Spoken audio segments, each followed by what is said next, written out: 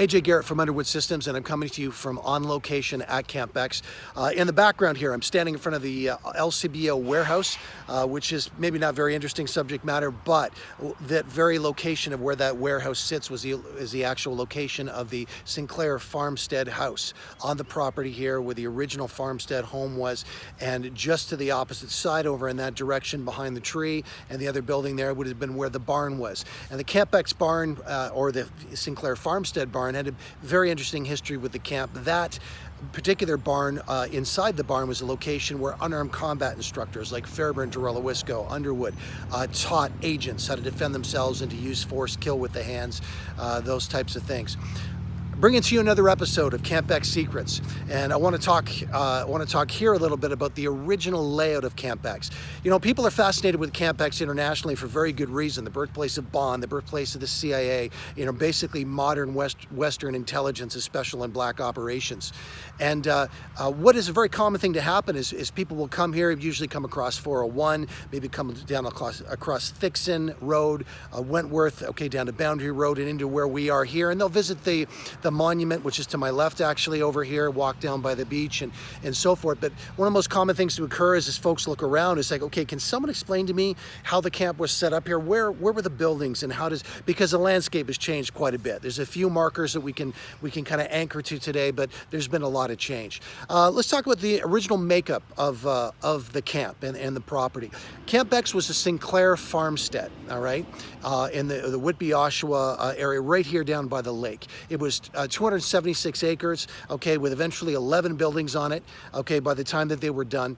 And essentially, it is very much believed that Sir William Stevenson himself, in order to keep it low profile, the acquisition of this property low profile, actually purchased it with his own cash, as he was a self-made millionaire, entrepreneur, real estate investor, all those types of great things. And the original access to the property is very different than what it was now. Thornton Road, which is again to the east of here, running north and south from the lake towards Oshawa, Whitby, into the town.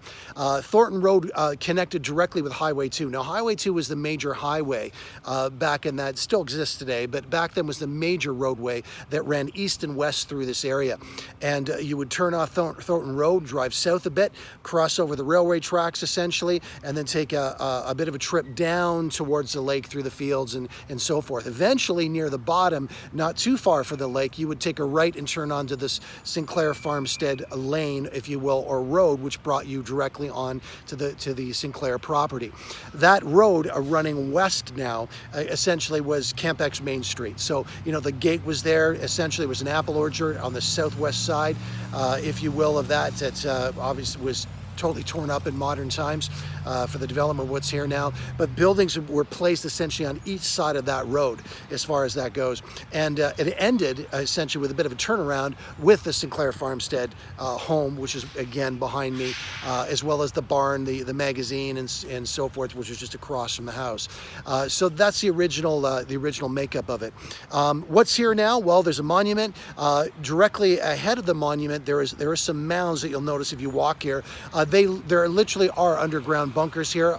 I've talked to so many people as kids that lived here in the 60s and the 70s that, again, is, you know, once the camp essentially was shut down, got into the tunnels and got into the bunkers and such. And there's definitely even evidence of concrete that's been buried here from the buildings when they were broken down, as far as that went.